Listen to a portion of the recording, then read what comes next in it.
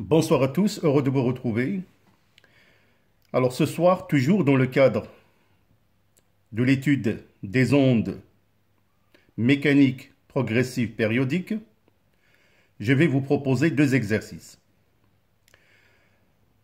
Nous allons traiter le premier, un vibreur et le siège d'un mouvement vibratoire périodique de fréquence petit f égale 100 Hz.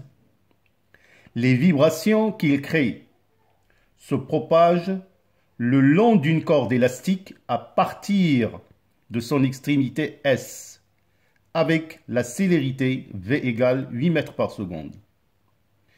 Calculez la longueur d'onde de l'onde qui se propage sur la corde.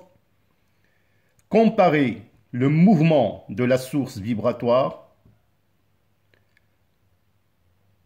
le mouvement d'un point A situé à 32 cm de S et celui d'un point B placé à 44 cm de S.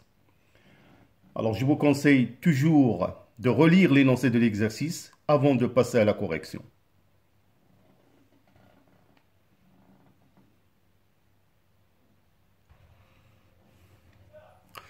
Alors j'espère que vous avez fait un petit essai. Alors donc pour la première question, calcul de la longueur d'onde lambda. Nous allons partir de l'expression de la vitesse V est égale à lambda sur T, T étant la période, que je peux écrire autrement lambda multiplié par 1 sur T. Nous savons que 1 sur T n'est que la fréquence, donc ce qui fait que V est égal à lambda multiplié par F. De cette expression, je peux déduire lambda qui est égal à V sur F. Application numérique, vous allez trouver que lambda est égal à 0,08 mètres, que je peux écrire autrement, lambda est égal à 8 cm.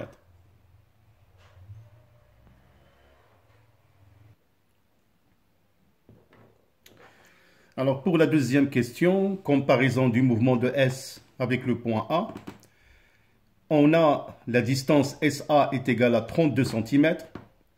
Alors pour comparer le mouvement de S et de A, nous allons tout simplement calculer le rapport SA sur lambda.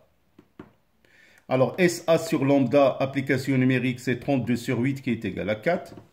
Donc on peut déduire que SA est égal à 4 lambda. Et d'ailleurs, SA s'écrit sous forme K lambda, avec K ici est égal à 4. Donc c'est une expression qui montre que S et A vibrent en phase.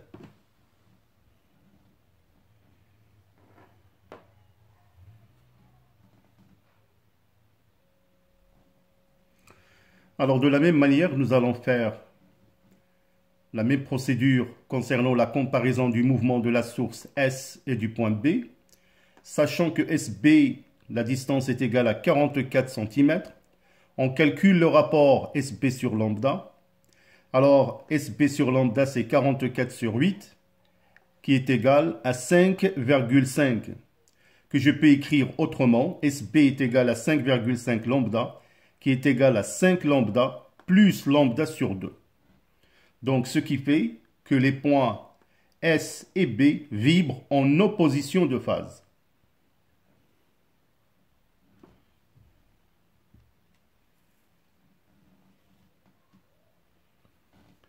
Alors maintenant, un petit bonus, nous allons déterminer l'état vibratoire entre le point A et B.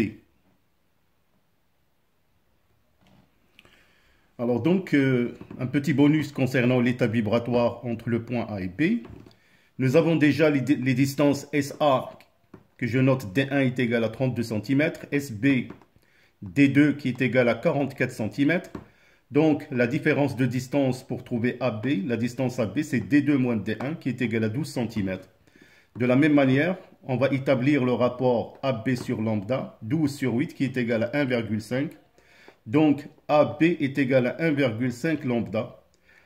On peut déduire donc que A et B vibrent en opposition de phase.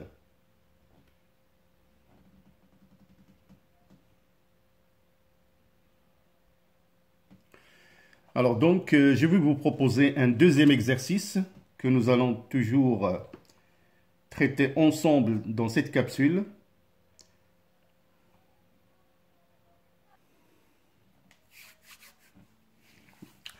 Alors donc, dans le deuxième exercice, nous allons prendre un vibreur de fréquence petit f est égal à 100 Hz, mais en vibration l'extrémité d'une corde élastique, la figure ci-dessous, représente l'aspect de la corde à l'instant t. Bien évidemment, cet aspect est obtenu par une photographie. Question: déterminer la longueur d'onde lambda, déterminer la période t, et la dernière question, déduire la célérité de l'onde.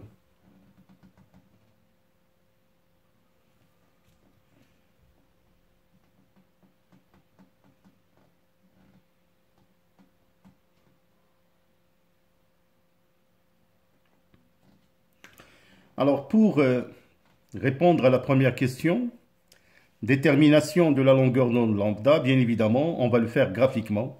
Vous allez trouver 40 cm. Donc je vais vous montrer comment on a fait pour déterminer graphiquement lambda.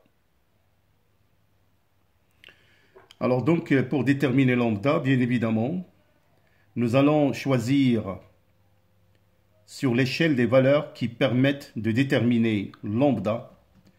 Donc nous allons prendre ce point-là et le point qui correspond à 50 cm, donc 50 moins 10, ça donne 40 cm la longueur d'onde.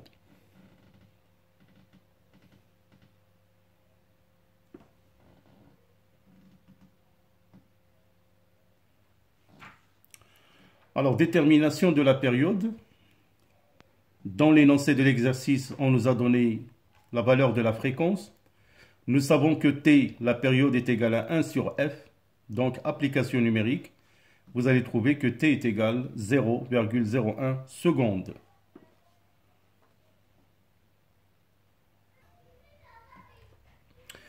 Troisième question, c'est le calcul de la célérité. Donc, nous allons utiliser l'expression de la vitesse. Donc, v est égal à la longueur d'onde lambda sur t. Application numérique, donc v est égal à 40 mètres par seconde. Alors voilà, donc cet exercice est assez simple. Donc je l'ai proposé seulement dans le but de maîtriser quelques relations de base qui vont vous permettre bien évidemment de travailler des exercices beaucoup plus intéressants que nous verrons par la suite. Alors d'ici là, j'attends vos commentaires. Encouragez votre chaîne Fardari Channel pour vous donnera le plus. D'ici là, portez-vous bien. Bonne soirée et à bientôt.